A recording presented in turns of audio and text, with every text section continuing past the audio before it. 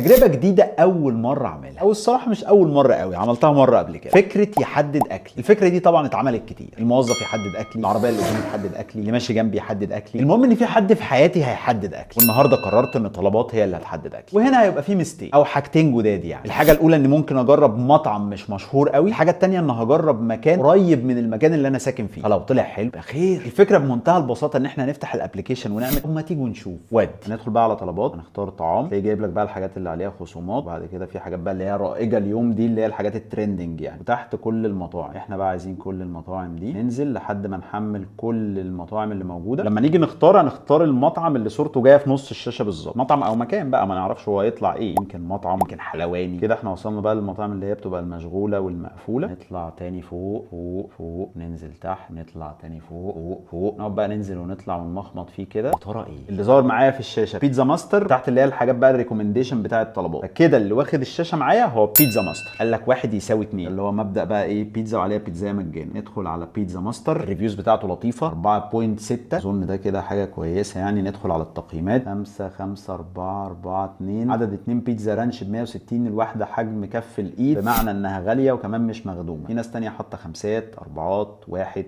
5. بجد شكرا جدا، البيتزا تحفه جدا جدا. لم استلم الطلب لان المندوب تصرف بوجه غير لائق. الاراء بتاعت الناس بتختلف، قال لك يا ريت تكافئوا الراجل ده، راجل محترم، رجع تاني المطعم يجيب الاصناف الناقصه بعد ما وصل عندي وعرف المشكله، مديله نجمه. يعني انت كده حابب الخدمه ولا مش حاببها؟ مش متاكد. المهم بقى ان احنا هنختار ونجرب بنفسنا ونشوف ايه الكلام. عندهم بقى الاكثر مبيعا، وده طبعا اللي هننقي منه اغلب الحاجات. عندهم وجبات توفير، اوردر عليك ومش عارف والتاني علينا، السلطات، المقبلات، الحلويات، المشروبات. نعمل بقى ميكس ما بين كل ده، هناخد بيتزا وهناخد سلطه وهناخد الحلويات، هنعمل تنوع من عندهم. انا بقى اروح افصل اوردر كده ميكس فيه شويه حاجات على بعض، ارجع لكم لما الاوردر يجي. ودي الاوردر وصل، ادي شنطه، ادي البيتزات، بيتزا تاني، شويه مقبلات وحلويات. تقريبا انا جبت اغلب الحاجات اللي موجوده عندهم. يلا بقى نبدا نفتح ونجرب. نبدا بالمقبلات اللي عندهم. انا جبت نوعين من السلطه من عندهم، كول سلو، العلبه دي سعرها 22 جنيه. اختيار تاني كان مكتوب عليه بوفيه السلطات 2 طبق سلطه ب 55 جنيه، بس لما دخلت جوه لقيت ان طبق سلطه واحد ب 55 جنيه. المهم ان انا طلبت سلطه مكرونه بصوص الريحان اللي هي دي. انا بس عندي مشكله ان هو مش جايب لا معلقه ولا شوكه ناكل بيها السلطات، وده شيء عجيب يا ماستر. او ما اجيب الحاجات دي واجي.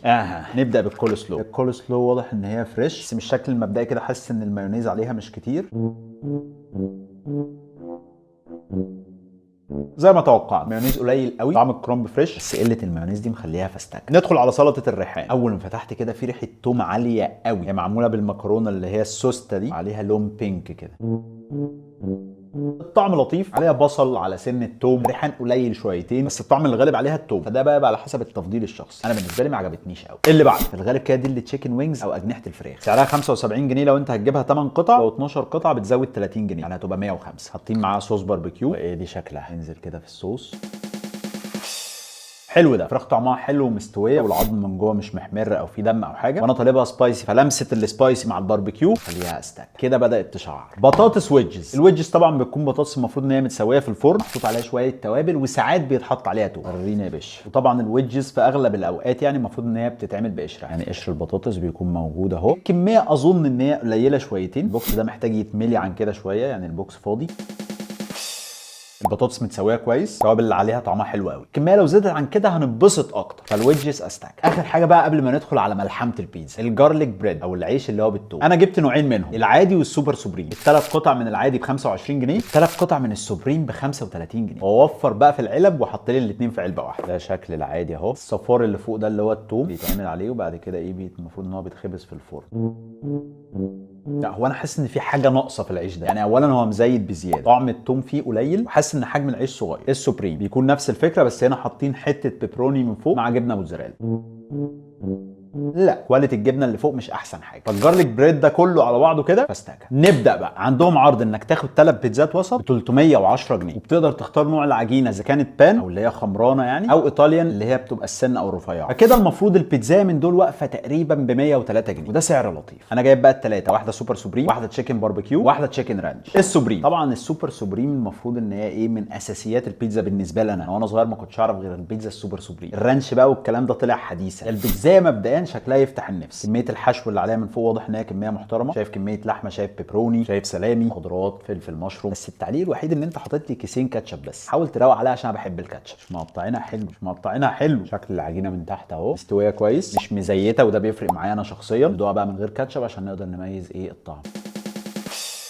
على الرايق قوي، كميه حشو محترمه جدا. العجينه طعمها حلو، الاطراف بتاعتها محمرشه كده وانا بحب ده. عندي تعليقين، محتاجين نشوف نوع الجبنه. اظن ان في انواع ممكن تبقى احلى، والناس اللي بتحب الصلصه هنا قليله، لكن في المجمل السوبريم استك. وبما اننا جربنا السوبريم بان، فانا جايب التشيكن رانش سن او رفيعه او زي ما هم مسمينها ايطاليانو. شكل البيتزا لطيف، بس انا مش عارف ليه حضرتك حاطط لي كيس الكاتشب فوق البيتزا نفسها. ممكن نركنه على جنب كده. كميه الرانش اللي موجوده فوق البيتزا قليله جدا. البيتزا نفسها تحسها مش سن قوي، تحسها خمرانه شويه برضه. دي بتفكرني بالبيتزا الكلاسيك اللي كانت موجوده في بيتزا هات واتلغت. شكلها اهو من تحت. ادي البيتزا اهي مش سن قوي، يعني فيها برضو سنه خمرانه كده. كميه الحشو اقل من السوبريم. حاسس ان هنا اللي مسيطر الجبنه اكتر. شكلهم حاطين فلفل هالوبينو.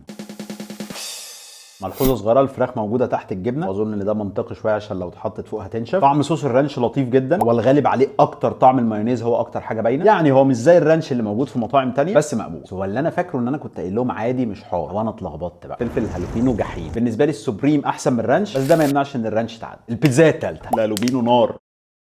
تشيكن باربيكيو. لا ما هو مش كده يا كابتن، انت مستقصدني. هي يعني ملحوظه صغيره بس سخيفه الصراحه. ليه يعني ليه نحط كيس الكاتشب فوق البيتزا؟ يعني بصوا الكاتشب مسح الباربيكيو اصلا، واضح ان هي محطوطه يعني مش اتقلبت مثلا ولا حاجه. ليه كده يا كابتن؟ تقفلنيش. العجينه هنا خمرانه بزياده، منفوشه اكتر. محتاجين نقطع البيتزا اكتر شويه، ندوس بالسكينه كده. في واحده طلعت سليمه اهي. شكل العجينه من ورا هنا متضايق على كيكه شويتين. كميه باربيكيو محترمه، فلفل اخضر، كميه فراخ حلوه.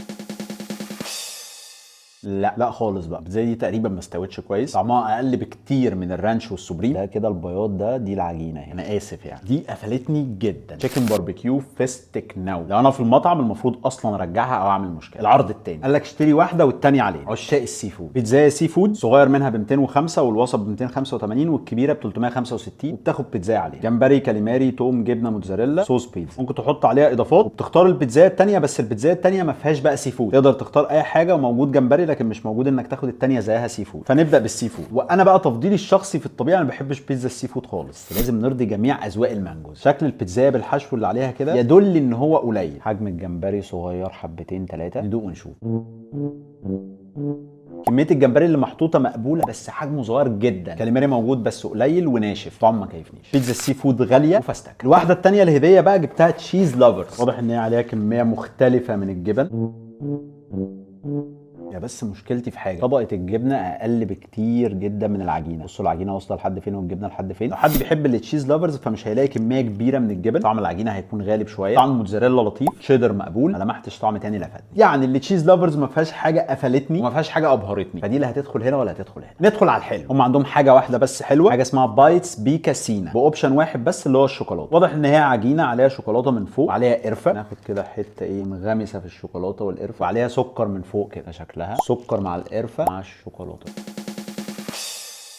طعم القرفه مع السكر اللي فوق ده لطيف. كميه الشوكولاته محتاجه تزيد شويه، والعجينه ناشفه شويتين. اظن ده بقى ايه في المشوار وعلى ما جات لي والبرد وبتاع، فممكن تكون ناشفه. البيكاسينا سعرها 40 بولمن، تدخل قائمه استاكا. وبس كده احنا جربنا كل الحاجات اللي موجوده معانا النهارده، عرفنا مين فيهم استاكا ومين فيهم فاستاكا. لو عجبتكم بقى فكره يحدد اكلي ده اكتبوا لي في الكومنتات نعملها مره كمان. بالنسبه لبيتزا ماستر محتاج يشتغل على نفسه شويتين، محتاج يظبط الباكجينج بقى شويه. يعني مثلا محتاج مناديل امسح ايدي، معلقه، شوكه. الحاجات البسيطه دي لو انا مش في البيت هتفرق معايا قوي. طبعا بقى بفكركم لو لسه ما عملناش سبسكرايب او فولو، اظن محتاجين نعمل ده لان ده بيدعم اخوك وحبيبك المانجو، عشان تقدر كمان تشوف الفيديوهات الجديده اول ما تنزل. واخيرا لكل المانجوز، سي يو.